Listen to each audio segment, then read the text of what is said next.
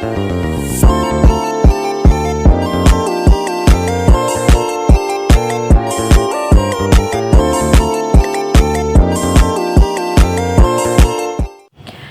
everyone, my name is Noviani with NPM 224110022.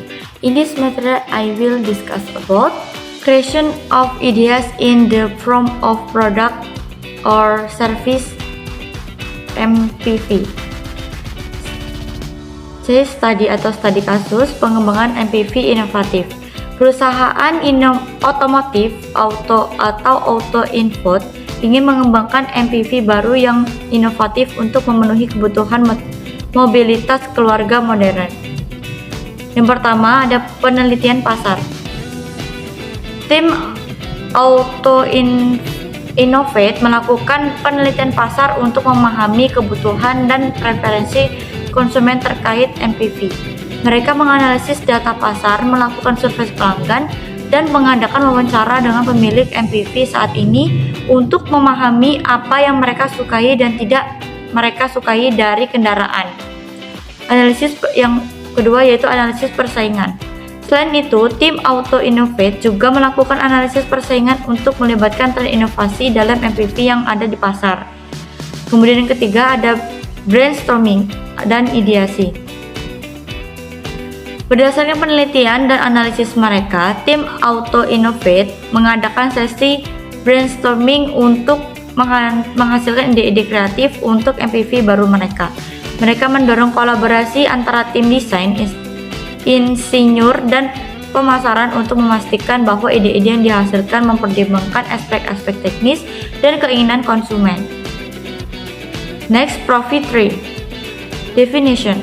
Profit Tree merupakan alat analisis yang digunakan dalam manajemen bisnis untuk mengindividualisasikan dan menganalisis elemen-elemen yang berkontribusi terhadap profit sebuah perusahaan atau produk. Metode ini membantu manajer dan pemilik bisnis untuk memahami secara lebih mendalam bagaimana berbagai faktor atau keputusan bisnis mempengaruhi laba bersih perusahaan. Profit Objects atau tujuan profit merupakan target keuangan yang ingin dicapai oleh perusahaan dalam jangka waktu tertentu. Tujuan profit ini seringkali dinyatakan dalam bentuk angka, seperti laba bersih tahunan atau tingkat pengembalian investasi atau ROI, dan menjadi fokus utama dalam perencanaan dan pengambilan keputusan bisnis. Next, MPV Marketing Plan.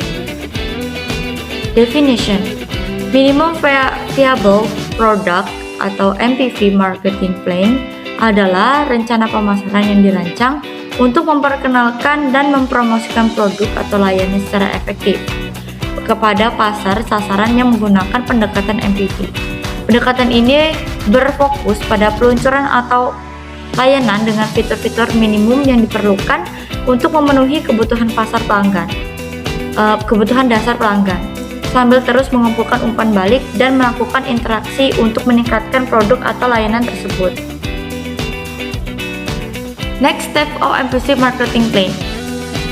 Berikut adalah langkah-langkah yang biasanya mencangkup MPV Marketing Plan. Yang pertama ada penetapan sasaran, identifikasi target pasar dan tujuan pemasaran yang ingin dicapai dengan peluncuran MPV. Hal ini meliputi segmentasi pasar, penentuan persona pelanggan, dan penetapan tujuan pemasaran yang spesifik dan terukur. Kemudian ada analisis persaingan. Lakukan analisis persaingan untuk memahami landscape pasar, pesaing utama, dan kekuatan serta kelemahan produk atau layanan yang ada ini. Hal ini membantu dalam menentukan diferensiasi produk dan strategi pemasaran yang tepat. Pengembangan MPV.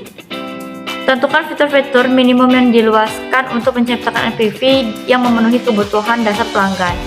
Prioritaskan fitur-fitur tersebut berdasarkan pada nilai yang mereka tambahkan dan kemampuan untuk memberikan solusi yang relevan. Pemasaran dan produksi. Rancang strategi pemasaran dan promosi yang efektif untuk memperkenalkan MPV kepada pasar sasaran. Ini meliputi penggunaan saluran pemasaran digital, kepanjang iklan online, pemasaran konten, dan kehadiran di media sosial. Kemudian, peluncuran dan pengujian. Meluncurkan MVP ke pasar dan mengumpulkan umpan balik dari pelanggan. Guna metrik kinerja kunci atau KPI untuk mengukur keberhasilan peluncuran seperti jumlah pengguna baru, tingkat keterlibatan dan retensi pelanggan. Kemudian ada evaluasi dan interaksi. Evaluasi kerja MVP berdasarkan pada umpan balik pelanggan dan data yang dikumpulkan, identifikasi area di mana perbaikan diperlukan dan dilakukan interaksi untuk meningkatkan fitur fungsi dan pengalaman pengguna. Kemudian ada skalabilitas. Setelah mencapai kesuksesan dengan MVP, pertimbangan untuk meningkatkan fitur dan fungsionalitas produk atau layanan untuk mencapai pangsa pasar yang lebih luas dan memperluas keberadaan perusahaan. Next, Lean Canvas.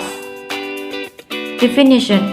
Lean Canvas adalah alat yang digunakan oleh pengusaha dan startup untuk merancang, mengukur, dan menguji model bisnis potensial mereka. Hal ini membantu dalam memvisualisasikan asumsi-asumsi kunci tentang sebuah bisnis dan mengidentifikasi area-area yang perlu diuji atau dimodifikasi.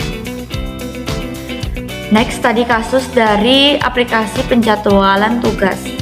Seorang pengembang bernama Alex memiliki ide untuk menciptakan aplikasi penjadwalan tugas yang memungkinkan pengguna untuk mengatur dan melacak pekerjaan mereka dengan lebih efisien. Dia menggunakan Lean Canvas untuk merancang rencana pemasaran minimum variable product atau MVP untuk aplikasinya. Yang pertama ada dari pelanggan segmen, yaitu Alex mengidentifikasi bahwa target utamanya adalah profesional muda yang sibuk, freelancer, dan pemilik bisnis kecil yang membutuhkan alat yang mudah digunakan untuk mengatur tugas mereka. Kemudian ada masalah utama. Salah satu masalah utama yang dihadapi pelanggan adalah kesulitan dalam mengatur dan mengelola tugas-tugas mereka secara efisien, seringkali menyebabkan penundaan dan kebingungan. Kemudian posisi nilai. Aplikasi Alex menawarkan solusi yang sederhana dan intuitif untuk mengatur tugas-tugas dengan fitur-fitur seperti penjadwalan, pengingat, dan pelacakan progres. Next, solusi alternatif. Pelanggan saat ini mungkin menggunakan aplikasi kalender atau daftar tugas yang tidak sepenuhnya memenuhi kebutuhan mereka. Kemudian ada kanal. Alex berencana untuk membuat strategi pemasaran digital melalui media sosial, blog, dan iklan online untuk menjangkau pelanggan potensial. Kemudian ada pendapatan. Alex mempertimbangkan model bisnis pelanggan bulanan atau tahunan, serta mungkin menawarkan versi premium dengan fitur tambahan. Yang ketujuh ada biaya utama. Biaya utama termasuk pengembangan aplikasi, biaya pemasaran, biaya operasional untuk memelihara dan meningkatkan aplikasi Alex. Next, Empathy Map. Empathy Map adalah alat visual yang digunakan dalam desain berpusat pada pengguna atau user-centered design untuk memahami dengan lebih baik pengalaman dan spesifik pengguna. Ini membantu tim desain dan pengembangan produk atau layanan untuk menggali lebih dalam tentang kebutuhan, keinginan, dan emosi pengguna, sehingga dapat merancang solusi yang lebih relevan dan berdaya saing. Empathy Map biasanya terbagi menjadi 4 bagian utama, yaitu ada pemikiran things. Yang pertama, bagian ini mencakup apa yang pengguna pikirkan saat menggunakan produk atau layanan. Kemudian merasa atau feel. Ini mencakup berbagai emosi yang mungkin dipahami pengguna saat menggunakan produk atau layanan.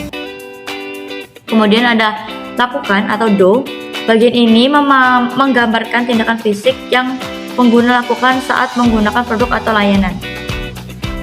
Kemudian ada lihat atau see.